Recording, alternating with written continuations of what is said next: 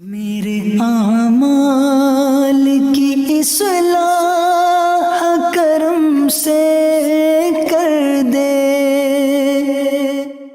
الحمدللہ رب العالمین والصلاة والسلام علی سید الانبیاء والمرسلین اما بعد فاعوذ باللہ من الشیطان الرجیم بسم اللہ الرحمن الرحیم الصلاة والسلام علیک یا رسول اللہ وعلی آلک واصحابک یا حبیب اللہ الصلاة والسلام علیک یا نبی اللہ وعلی آلک واصحابک یا نور اللہ۔ میٹھے میٹھے اسلامی بھائیوں، درود پاک پڑھنے کے بے شمار فضائل و برکات ہیں۔ مصطفیٰ جان رحمت شمع بزم ہدایت صلی اللہ تعالی علیہ وسلم کا فرمان عالی شان ہے کہ جو کوئی شخص مجھ پر ایک بار درود پاک پڑھتا ہے، اللہ تعالیٰ اس پر 10 رحمتیں نازل فرماتا ہے، اس کے 10 گناہوں کو مٹا دیتا ہے اور اس کے 10 درجات کو بلند فرماتا ہے۔ تو سبحان اللہ، ایک درود پاک پر اتنی برکتیں ہیں، تو جو کثرت سے درود پاک پڑھتے ہیں ان کو کتنی برکتیں نصیب ہوتی ہوں گی۔ تو ہم سب کو مل کر کثرت کے ساتھ درود پاک پڑھنے ہیں۔ آئیے مل کر محبت کے ساتھ بآواز بلند درود پاک پڑھ لیں۔ صلو علی الحبیب صلی اللہ تعالی علی محمد صلی اللہ علیہ وسلم۔ میٹھے میٹھے اسلامی بھائیو، آج جو ہمارا بیان کا موضوع ہے کہ رمضان کا استقبال کیسے کیا جائے، رمضان کی پریپریشن کیسے کی جائے۔ دیکھیں، ہمارے گھر پہ جب کوئی مہمان آتا ہے ہم اس کی تیاری کرتے ہیں، اس کے لیے ہم ایک اچھی یوں سمجھیے کہ پریپریشن کرتے ہیں، اور جیسا مہمان ویسی تیاری۔ جس کے لیے دل میں زیادہ محبت ہوتی ہے اس کے لیے ہم زیادہ تیاری کرتے ہیں۔ تو اب ذرا آپ سوچئے کہ ایسا مہمان جو ہماری مغفرت کروانے آ رہا ہے، ایسا مہمان جو ہمیں بخشوانے آ رہا ہے، تو پھر ہمیں اس کے لیے کتنی کوشش کرنی چاہیے۔ تو آج یہاں پر جو ہم حاضر ہوئے ہیں، اللہ کرے کہ ہم رمضان کا صحیح معنوں میں استقبال کرنے میں کامیاب ہو جائیں۔ رمضان اللہ کا احسان ہے۔ رمضان کی اہمیت کو سمجھنے کے لیے یہی کافی ہے کہ پیارے آقا علیہ الصلوۃ والسلام فرماتے ہیں کہ اگر میری امت کو معلوم ہوتا کہ رمضان کیا ہے تو وہ تمنا کرتے کہ سارا سال ہی رمضان ہو۔ سبحان اللہ۔ مولا علی شیر خدا کرم اللہ تعالی وجہ الکریم کا یہ قول کتنا نرالا ہے۔ آپ فرماتے ہیں اگر اللہ تبارک و تعالیٰ کو اس امت کو عذاب دینا ہوتا تو اس امت کو رمضان اور سورہ اخلاص عطا نہ فرماتا۔ اس کا مطلب کیا ہوا کہ یہ بخشوانے، عذاب سے بچانے کے لیے آ رہا ہے، رحمتیں برسانے کے لیے آ رہا ہے۔ کاروباری لوگ بھی مجھے سن رہے ہوں گے، جس علاقے میں جس اسٹور پر کوئی ڈسکاؤنٹ ہوتا ہے، کوئی اسکیم ہوتی ہے، فائدہ ہوتا ہے، ہم ادھر پہنچ جاتے ہیں۔ رمضان ایک ایسی اسکیم ہے، رمضان ایک ایسا بینیفٹ دیتا ہے کہ احادیث میں یہ مضمون ہے کہ فرض کا ثواب 70 گنا کر دیا جاتا ہے، نفل کا ثواب فرض کے برابر کر دیا جاتا ہے، شیطان کو بند کر دیا جاتا ہے، جہنم کو تالے لگا دی جاتے ہیں، جنت کے در کھول دیے جاتے ہیں۔ روزہ دار کے منہ سے جو اسمیل آتی ہے، جو بو آتی ہے، بعض اوقات ہم کہتے ہیں یار پیسٹ نہیں کر سکے پورا دن، منہ سے اسمیل آ رہی ہے۔ سنیے، یہ اسمیل جو ہے یہ اللہ کے نزدیک مشک کی خوشبو سے بھی زیادہ بہتر ہے۔ اللہ اللہ، ذرا آپ غور تو کیجئے، ہر سجدے پر 1500 نیکیاں دی جاتی ہیں، ہر سجدے پر سرخ یاقوت کا جنت میں ایک محل بنا دیا جاتا ہے۔ اتنی نیکیاں، پھر وہ کتنا بد نصیب ہے جو رمضان میں بھی عبادت نہ کرے، رمضان میں بھی اللہ کو راضی کرنے میں کامیاب نہ ہو۔ روزانہ افطار کے وقت 10 لاکھ گناہگار بخش دیے جائیں، اور جناب ہر جمعے کو جب رمضان میں جمعہ آئے تو ہر لمحے 10 لاکھ گناہگار بخشے جائیں، تو کروڑوں اربوں لوگوں کی بخشش گویا رمضان میں ہونی ہے۔ تو پھر ہمیں اس کی کیسی تیاری کرنی چاہیے، کتنا ثواب کمانے کے بارے میں سوچنا چاہیے۔ لیکن یہاں ایک اور بڑی امپورٹنٹ بات ہے، ایک تو رمضان میں نیکیاں کرنی ہے، دوسرا بڑا کام یہ کرنا ہے کہ ہمیں رمضان میں گناہوں سے بچنا ہے، کیونکہ عادتیں تو ساتھ ہی لگی ہوئی ہیں نا۔ شیطان بند ہے لیکن ہماری اپنی عادتیں، جس کی روز حرام دیکھنے کی عادت ہے، حرام سننے کی عادت ہے، حرام بولنے کی عادت ہے۔ ایسا تو نہیں ہوگا نا چاند آتے ہی سارے سوئچ آف ہو جائیں گے، وہ عادتیں ساتھ ہی چل رہی ہوتی ہیں۔ غور کیجئے کہ رمضان میں جو گناہ کرتا ہے نا، اس کا عذاب بھی بڑھ جاتا ہے، اس کی پنشمنٹ بھی بڑھ جاتی ہے۔ یہ ایسے ہی ہے کہ کوئی مسجد کے اندر آ کے گناہ کرے تو آپ کہیں گے نا یار خدا کا خوف کرو، مسجد میں ایسا کام کر رہے ہو۔ کوئی مکہ شریف حرم میں اندر جا کر گناہ کرے تو کتنا شدید ہو جائے گا وہ۔ تو رمضان جب اتنا مقدس مہینہ ہے، اس میں گناہ کرنا، اس کی پنشمنٹ بھی زیادہ ہے۔ ایک بار مولا علی شیر خدا کرم اللہ تعالی وجہ الکریم نے ایک قبر والے کا حال دیکھا، اور دیکھا اس قبر والے پر عذاب ہو رہا ہے، اور وہ چلانے لگا، عرض کرنے لگا اے علی میری مدد فرمائیے، اللہ کی بارگاہ میں سفارش کیجئے۔ مولا علی شیر خدا نے ہاتھ اٹھائے کہ اے مولا اسے بخش دے۔ ارشاد ہوا اے علی اس کی سفارش نہ کریں۔ عرض کی مولا وجہ کیا ہے؟ ارشاد فرمائے رمضان کے روزے تو رکھتا تھا مگر رات گناہوں سے باز نہیں آتا تھا۔ روزے رکھ کر گناہ کرنے والے کو اتنا عذاب، تو جو روزے ہی نہ رکھے ایسے بھی لوگ ہیں جو رمضان میں روزے نہیں رکھتے. پلیز اس کو ایزی نہ لیں. ہمیں نہیں معلوم، پتہ نہیں اگلا رمضان پھر نصیب ہوگا کہ نہیں. پچھلے رمضان میں کتنے لوگ تھے جو ہمارے ساتھ تھے، اس رمضان میں نہیں. اور اللہ پہلے تو ہم یہ دعا کرتے ہیں اللہ ہمیں یہ رمضان بھی عطا کر دے. زندگی کا کیا بھروسہ، دنیا کی جو کیفیت آپ کے سامنے ہے کبھی بھی جا سکتے ہیں. تو پھر اس رمضان کو تو سمجھ لیں بس ایک موقع بنا دیں، لائف چینجنگ ایکسپیرینس بنا دیں کہ بس اس میں عبادت کرنی ہے، اس میں خوب سجدے کرنے ہیں، اس میں روزے رکھنے ہیں، اس میں تراویح پڑھنی ہے، اس میں گناہ نہیں کرنے ہیں. اور آئیے میں آپ کو بتاتا ہوں کہ نبی پاک صلی اللہ تعالیٰ علیہ وسلم رمضان کیسے گزارتے تھے. ایک مسلمان کے لیے اس سے بہترین رول ماڈل کیا ہوگا کہ رمضان میرے آقا کیسے گزارتے. تو مختلف احادیث کا جو سمری ہے وہ یہ ہے کہ نبی پاک علیہ الصلوۃ والسلام عبادت میں کمر بستہ ہو جاتے، بستر پر کم تشریف لاتے. بی بی عائشہ فرماتی ہیں کہ نبی پاک کے چہرے کا رنگ بدل جاتا تھا، متغیر ہو جاتا. کیوں؟ کہ نبی پاک پر خوف خدا طاری ہوتا. آپ گر گڑاتے، آپ رات بھر التجائیں کرتے. میرے آقا رو رو کر دعاؤں میں رمضان گزارے، چہرے کا رنگ بدل جائے. اور یہاں کچھ لوگ تو وہ ہیں کہ جن کا وزن ہی بڑھ جاتا ہے رمضان میں. اتنا کھانا کھانا ہے، سحری میں زیادہ کھانا ہے کہ سارا دن بھوکا رہنا ہے، افطار میں اس لیے زیادہ کھانا ہے کہ پورا دن بھوکا رہے تھے، پھر رات کو 2-3 بار مزید کھانا ہے کیونکہ کل روزہ رکھنا ہے. تو رمضان فوڈ فیسٹیول نہیں ہے، رمضان عبادت کے لیے آیا ہے.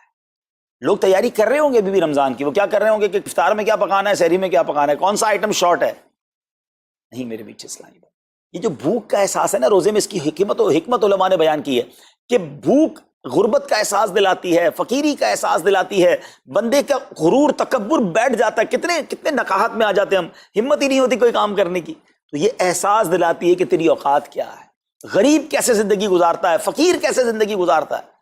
لیکن کچھ لوگ وہ ہیں جن کو بھوک ہی نہیں لگتی کیونکہ وہ اتنا کھا لیتے ہیں یا پھر سوتے ہی رہتے ہیں. روزے کی حکمت یہ نہیں ہے.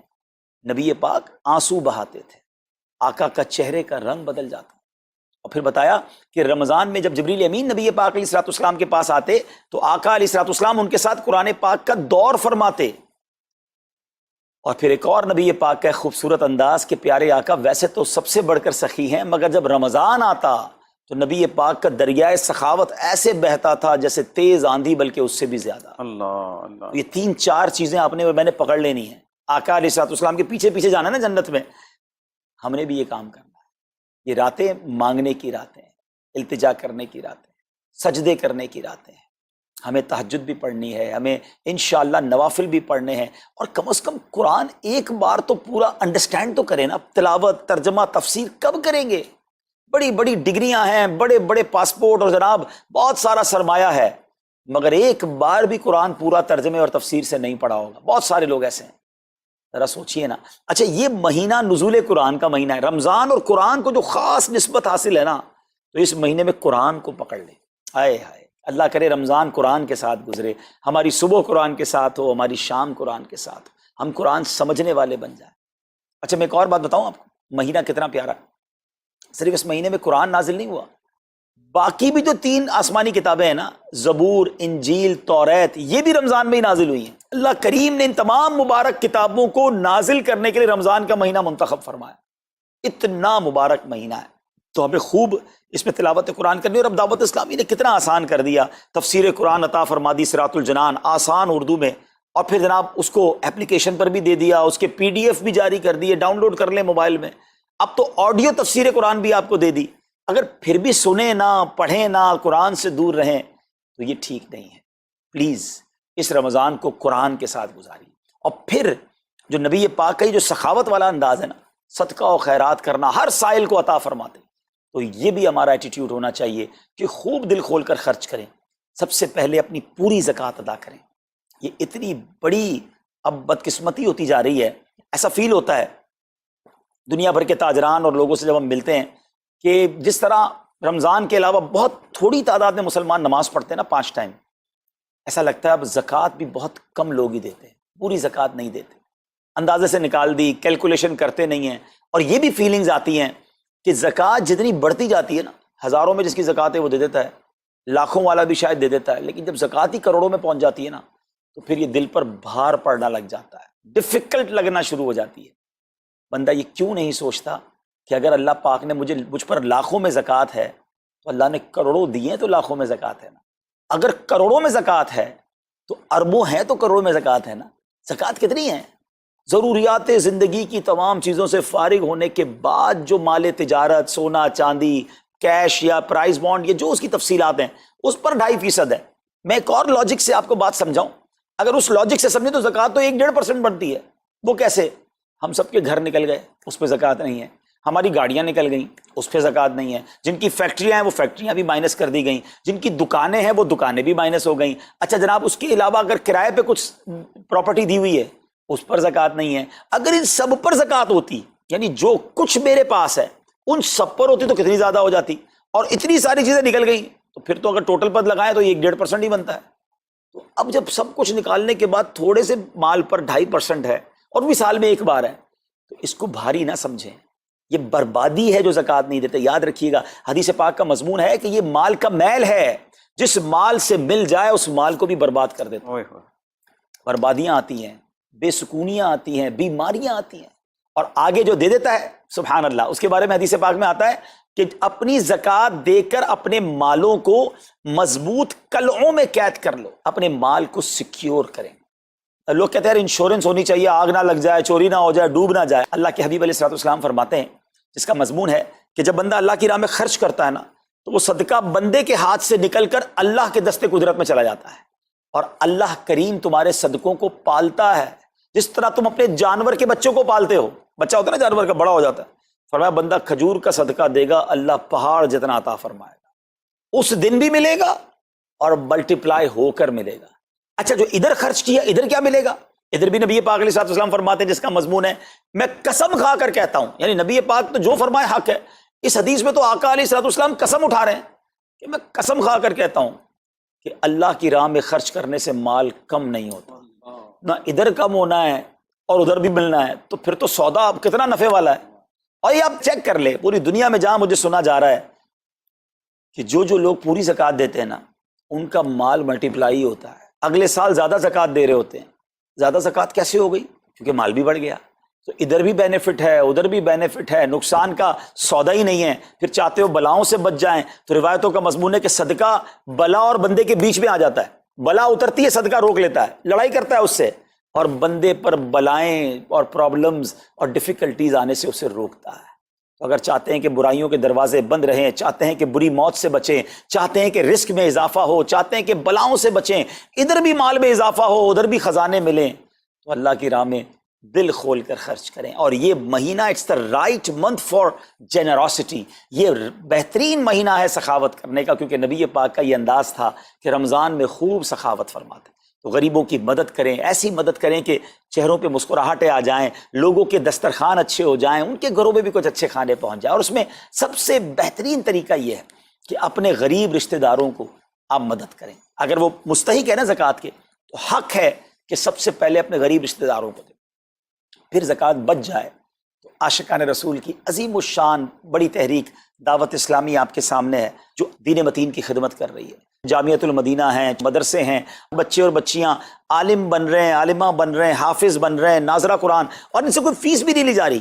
ہزاروں بچے فری آف کاسٹ ہمارے پاس ایکوموڈیشن رکھے ہوئے ہیں، جن کو کھانا پینا رہنا دعوت اسلامی نے دینا ہے.